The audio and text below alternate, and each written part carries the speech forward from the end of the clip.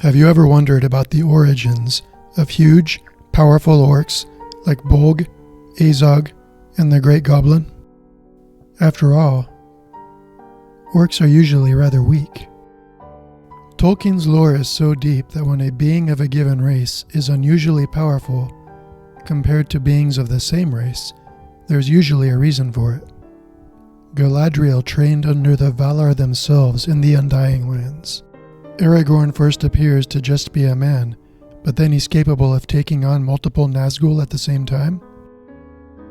Of course, it turns out that he's a descendant of the Númenóreans, a legendary race of superhumans.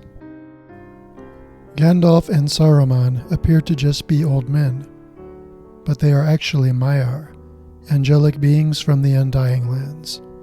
So given that there is usually an explanation for the existence of unusually powerful beings, we might expect there to be an explanation for the existence of great orcs, like Azog. The first clue is the lifespan of Azog's son Bolg, for Tolkien wrote that orcs were short-lived compared to men like the Edain, who lived for 70 to 90 years. And yet from the date of Bolg's accession to the chieftainship of Moria, to the date of his death at the Battle of the Five Armies, we can calculate that Bolg was at least 142 years old when he died. For there is lore of great orc captains that lived far longer than any mortal being.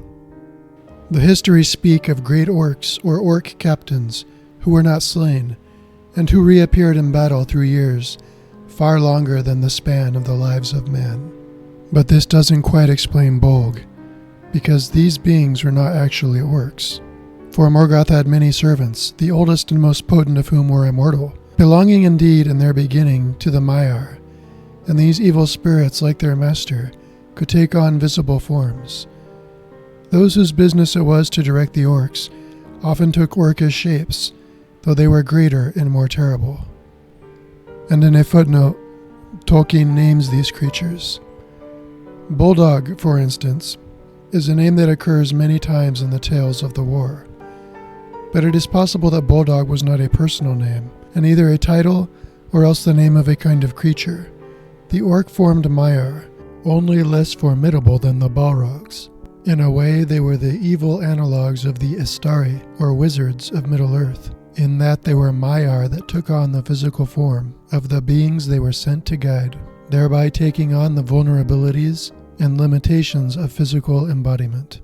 The Valar and the Maiar, who were the Ainur, that sang the world into existence, were spiritual beings that could change their physical forms like clothing. The physical form an Ainu chose was called its Fana. Unlike the children of Iluvatar, the Ainur take on a body by choice, wearing or going without physical form, as mortals wear or go without clothing.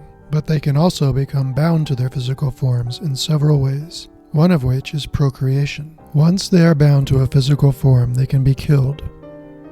The least Maiar could have been primitive and much more powerful and perilous, orcs, but by practicing when embodied procreation, they would become more and more earthbound, unable to return to spirit state, even demon form, until released by death, and they would dwindle in force. This would explain Azog's mortality because he has a son. But the Great Goblin fits into the Boldog mold even better.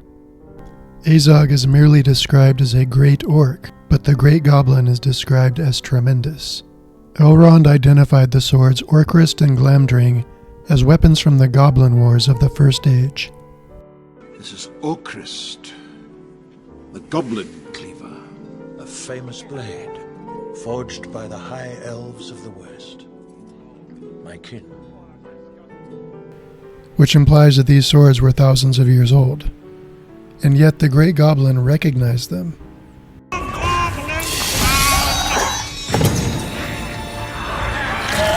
know that sword! It is the Goblin Cleaver! The biter! The blade that sliced 1,000 necks! Slashed them! But of course the idea of Boldogs is something that Tolkien came up with after he'd written The Hobbit. So he couldn't have written Azog, Bolg, and the Great Goblin with that idea in mind. But it's possible that when he came up with the idea of Boldogs, that he did so with these orcs in mind. But his lore was never completed, and he never even quite decided on the origin of orcs. So whether Azog and the Great Goblin were actually Maiar is an unanswerable question.